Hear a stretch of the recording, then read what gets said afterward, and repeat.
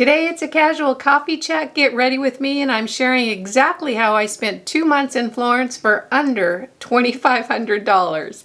If that sounds interesting, come along. That's coming up next. Welcome back. I'm Kimberly. This is Pretty Over 50, where we talk everything makeup, skincare, and style for the over 50 woman. So many of you have asked me about my travels that I mention from time to time in my videos. I finally decided to overcome my nervousness about talking about myself and share with you my trip to Florence, where I spent 2 months in Florence, Italy for under $2,500. I'm not kidding you a bit.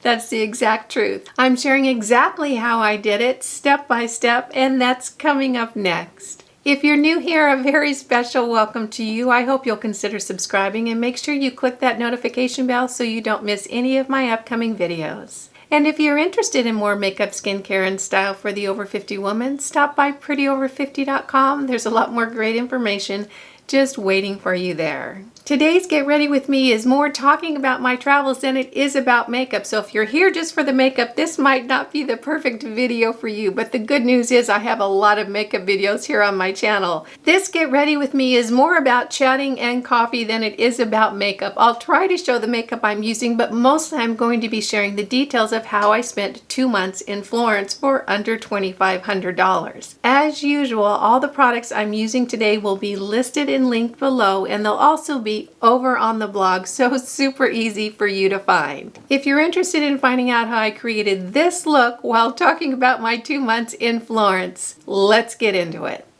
So I have my face all prepped with my serums and moisturizers and my sunscreens, and my sunscreen that I use today is my current love. It's from Dermatology.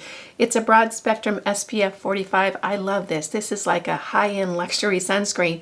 And I do have a code down below that brings it down to drugstore prices. So that's a screaming deal. On my neck, I'm using the Australian Gold Botanical. I love this to put it on my neck, and then I also put it on the backs of my hands to keep my hands protected throughout the day. On my lips, I'm going to try this new City Lips. I just got a big package from City Beauty in the mail. I haven't tried the City Lips before, so I'll be wearing this while I'm doing the Get Ready With Me. We'll see if my lips get plumper by the end. This is the first time using this. I'll let you know how it feels as my lips get bigger. As we know, I'm talking about my 2 months that I spent in Florence today, and I'll try to answer all the questions that I would ask if someone else told me this story, because I think that's the most relevant thing for you guys, is to find out how you could do this yourself, or at least consider doing it yourself. So I'll try to remember to answer all the questions that I think are important. My trip was my trip, and it would be very different than your trip, but actually how to be able to do it in a fun and easy way, I think that that's really good information. First of all, it kind of has to start with where I was living at the time and why I decided to go somewhere for 2 months. I was actually living in Lake Tahoe in Incline Village, which is the Nevada side of Lake Tahoe. My favorite place that I've ever lived, bar none, absolutely Incline Village. However, it snows there because it's Lake Tahoe, which is, a ski resort. It's absolutely a fun water resort during the summer, but during the winter, it's very snowy. For me, the snow was really delightful November and December. You're going into the holidays and it's all magical and it's cold out and the flakes are coming down and it's just delightful. That was the beautiful part. However, once January rolled around, it got a little bit old. I'm not a skier. I am, however, a snowshoer. But truly, how many times can you snowshoe throughout the winter? There's just like a limit. Skiing is always exciting and different and that sort of thing, which I don't do. So I can see a whole winter spent skiing, but not so much a whole winter spent snowshoeing. I'm sitting in my place in Lake Tahoe. It's January, and I'm thinking, I don't really want to spend the next 2, 3, 4 months in the snow. And it dawned on me that I could go somewhere for a while. Because my job pretty much for the last however many decades has been location independent. In other words, I could do it from anywhere. I've pretty much always worked for myself throughout my life, and because of technology, what I was doing became all digital. So I didn't have to be any particular place at any particular time. I just had to have an internet connection. So thinking about going away for 2 months wasn't as big of a deal for me because I could literally work from anywhere, and my clients had no idea where I was sending the digital files from. So I thought, well, I'll go somewhere for a couple of months. I started by looking at airfares. And I thought, where can I fly to that would be fun and interesting to spend a couple of months that I can get a really good rate on? This is the Wet n Wild Brow Pencil in Ash Brown. The great thing about traveling in January is that unless you're going to the Caribbean or Hawaii, the rates are usually really low, or as low as they're going to be pretty much throughout the year. So I had a lot of options. I looked at Spain, I looked at Portugal, oh gosh, I probably looked at France, going to Paris. It was when I started looking at the airfare to Rome that I really noticed there were some great rates. I could fly round trip to Rome from San Francisco, which was not too many hours from where I was living, for under $500. So that was a great rate, and that's kind of the basis of where I started on how to plan this whole trip. So I saw that I could fly round trip to Rome in January, returning sometime in March for under $500. And I thought that that was probably as good of a deal as I was going to see at that time. The next thing I did is tried to figure out where I wanted to go in Italy. I had actually lived in Italy before during college. I was an exchange student there for a semester, so I was fairly familiar with parts of Italy. I knew that I didn't want to spend 2 months in Rome. It's very exciting, but it's also very busy and very congested. So I started thinking about where would I like to stay around the Rome area, and I landed on Florence. Not only because it's a delightful little town, but it just has a richness in the architecture, the history, the art galleries, just the whole thing. Plus Florence is quite small and it's very walkable. It was a very, very delightful and enticing idea.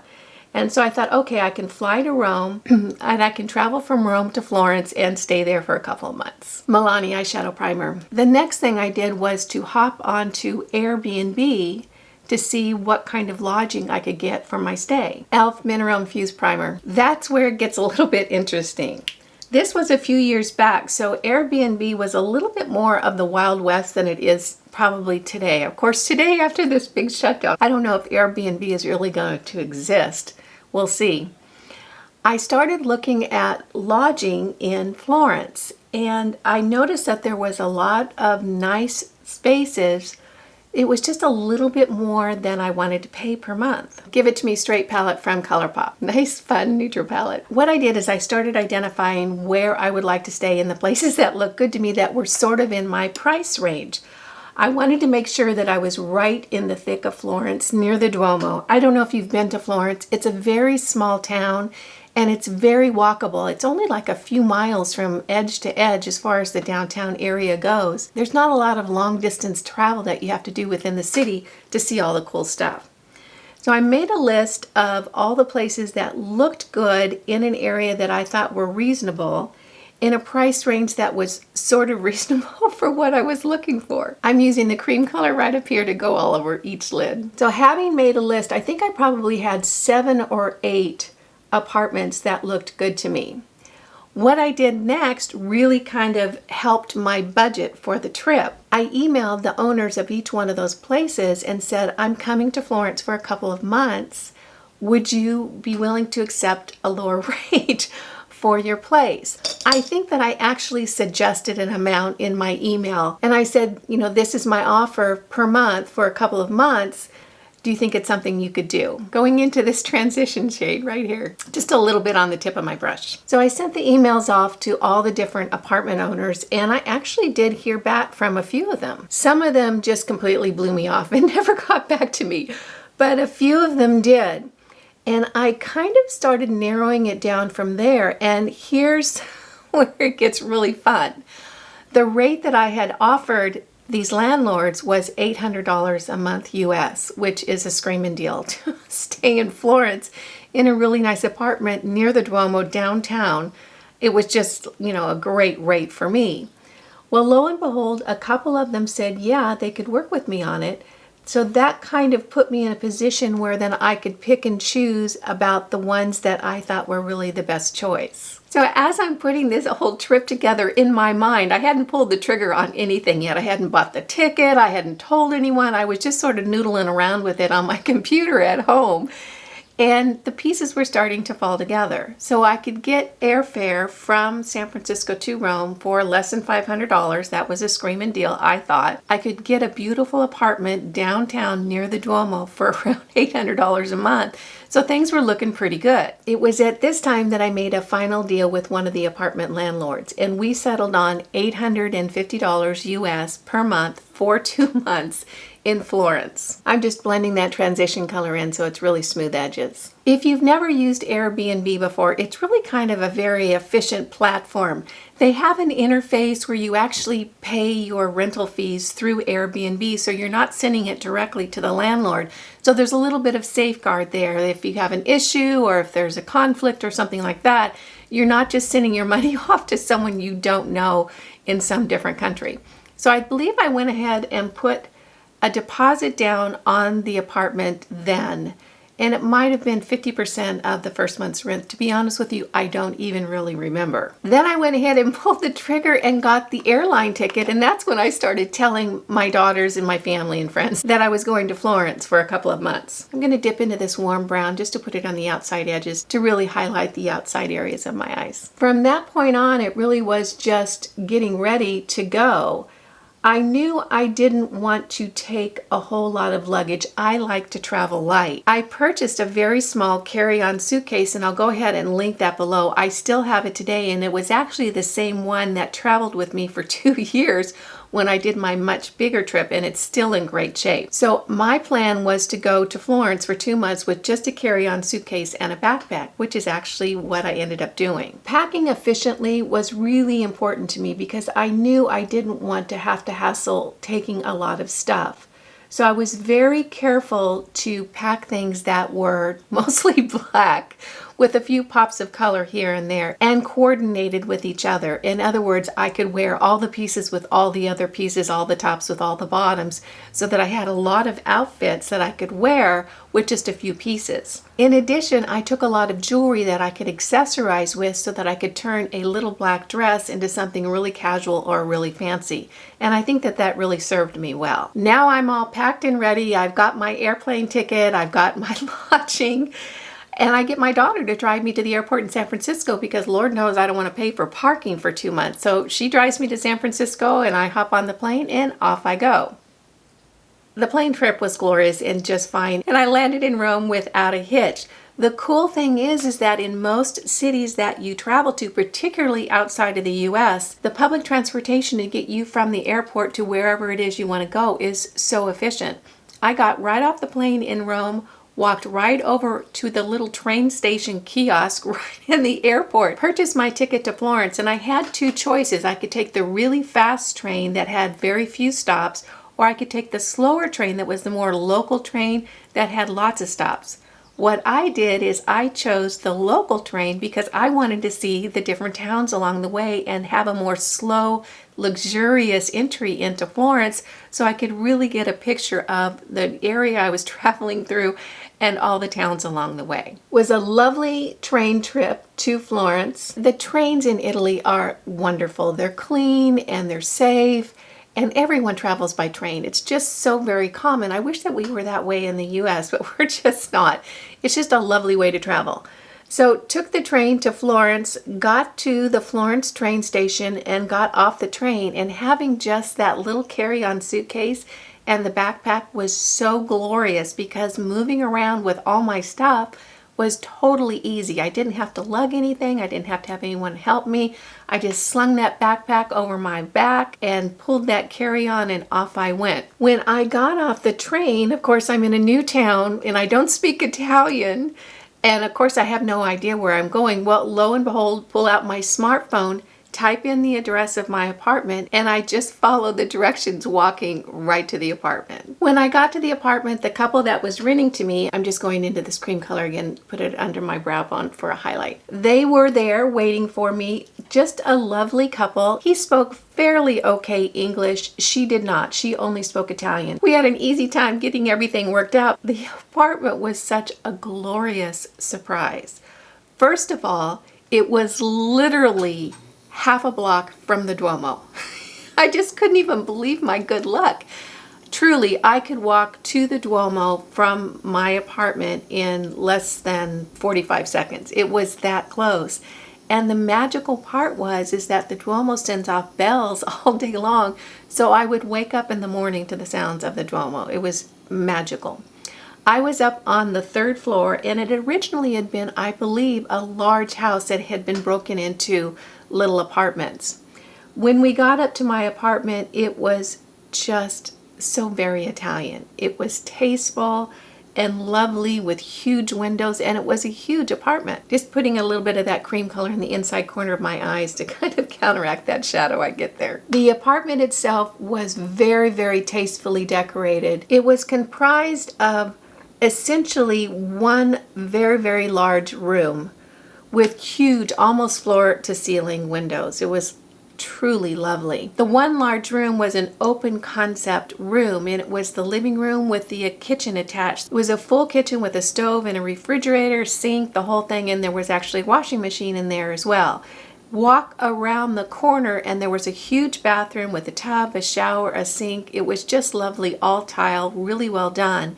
And then in the front room up above the kitchen, they had constructed a loft bedroom. You went up a little short flight of stairs into the bedroom, and that's where the bedroom and the closet was. The cool thing about it was is that the couch in the front room, the big main room, was a fold-out bed. So I actually had a girlfriend come from the States, and she stayed with me, I think, for a couple of weeks on that bed there, and we had plenty of room during her entire stay. I'm going to be using the MITO BB cream today. Because Florence is so small and very walkable, it was pretty easy for me to just literally walk out my door and start investigating the neighborhood. Lucky for me, there was a little small grocery store just several doors down that had most of the essentials that you would need for a meal. That was very, very handy. And there also was a gelato place right down the street too. Honestly, I am not kidding you one single bit. I had gelato every day when I was in Florence, and sometimes twice a day. I just settled in to my new life in Florence, and the way that I managed my schedule, I just shifted my living and working from Incline Village in Lake Tahoe to Florence, Italy. I kept my routine pretty much the same. I would get up in the morning, have my coffee. Italian coffee is unbelievably good. As a matter of fact, I still order my Italian coffee that I got at the little local grocery store in Florence, and I have it today. It's spectacular. I'll go ahead and link it below if you want a little flavor of Italy. It's just fabulous.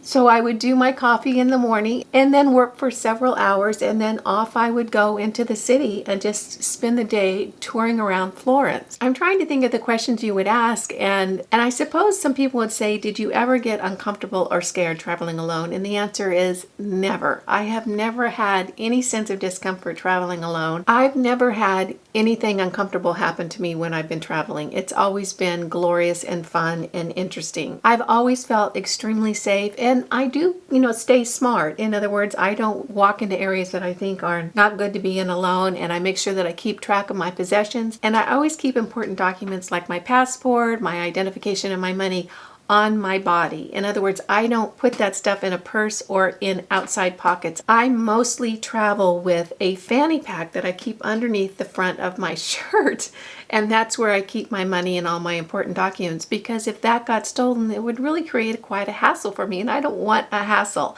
So generally when I'm traveling, whatever I have in an outside pocket or in a purse is something like lipstick or a compact or things that I can easily replace if someone decides they need them more than me. Physicians Formula Butter Bronzer. So if you've been counting up the numbers that I've been sharing, you can see, okay, I paid $500 for my airfare. It actually was a little bit less. And then $850 for my lodging times 2 is $1,700 plus $500, that's $2,200.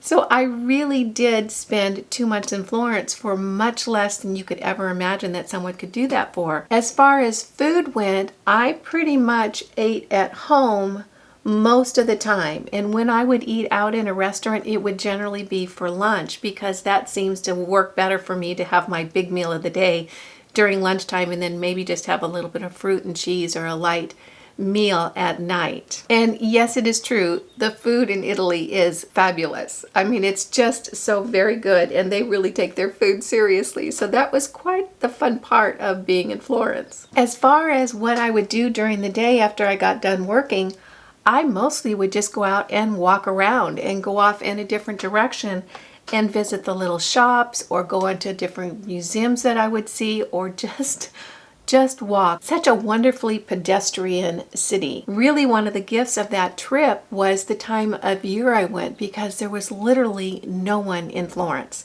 The crowded streets that you see during high season did not exist.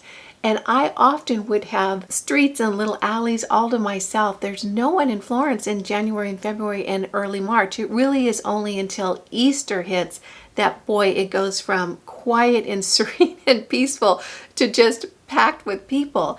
And my trip lasted until I think about the week before Easter. And the difference in how many people were in Florence the week before Easter and how many people were in Florence the end of January I got there was night and day. So I can really recommend a trip to Florence in January, February, and early March.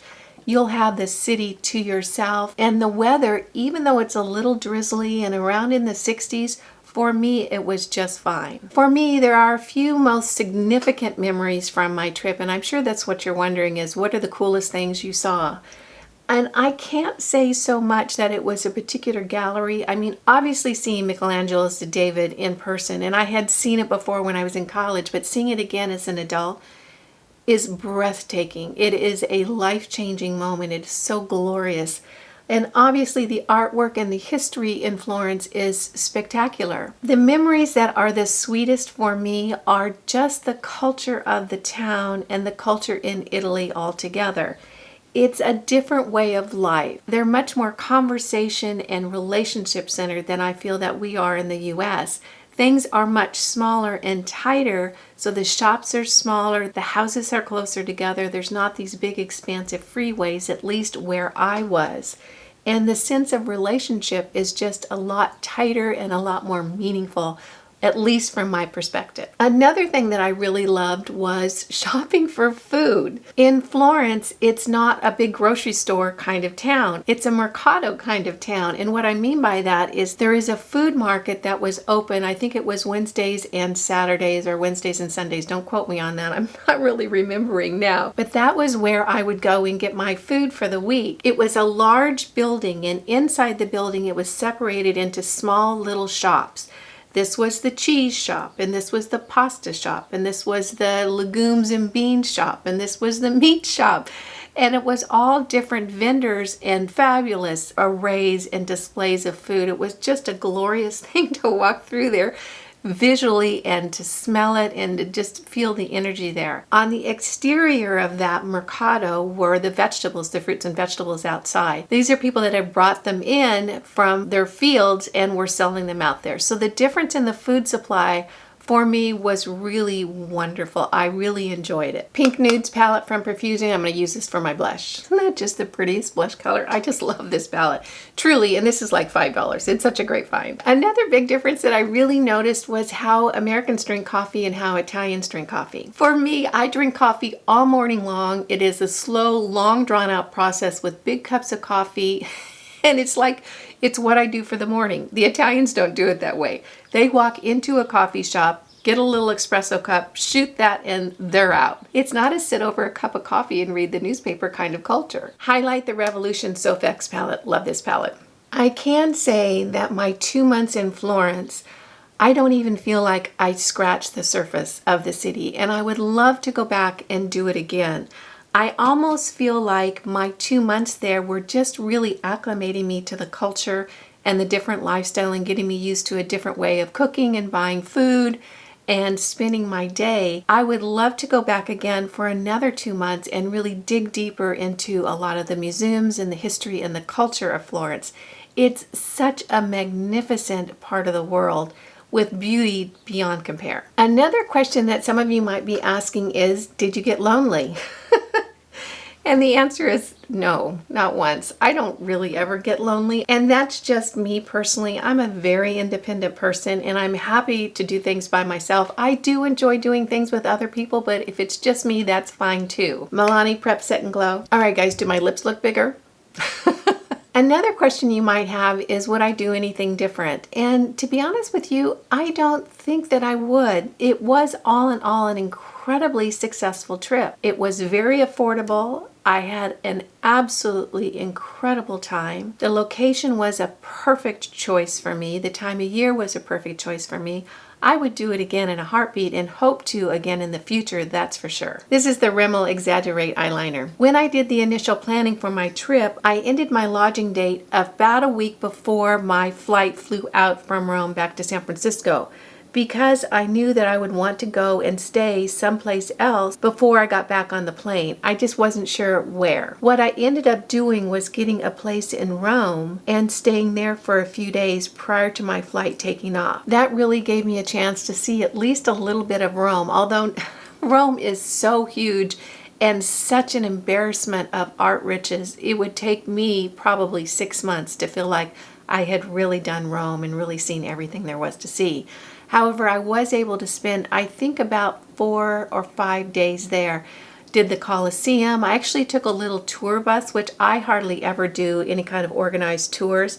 But that was very interesting because Rome is so big and there's so much to see that it really gave me an opportunity to see the highlights from the bus and get a sense of all the things available to enjoy in Rome. Wrapping up my trip to Florence, after a few days in Rome, I got on a plane, flew back to San Francisco. My daughter picked me up and took me back home to Lake Tahoe. All in all, it was a fabulous trip, and I still think of that trip as the trip of a lifetime. I hope you found this little coffee talk get ready with me fun and interesting. If you did, go ahead and give it a thumbs up. If you're new here, make sure you smash that subscribe button and hit that notification bell so you don't miss any of my upcoming videos. And if you're interested in more makeup, skincare, and style for the Over 50 woman, stop by prettyover50.com. There's a lot more great information just waiting for you there. You guys know it just tickles me when you take a few minutes out of your day to spend it with me. I appreciate that, and I appreciate you. Again, I'm Kimberly. This is Pretty Over 50, where we talk everything makeup, skincare, and style for the Over 50 woman. Make it a great day. Wear your sunscreen and all. See you in the next video. Bye now.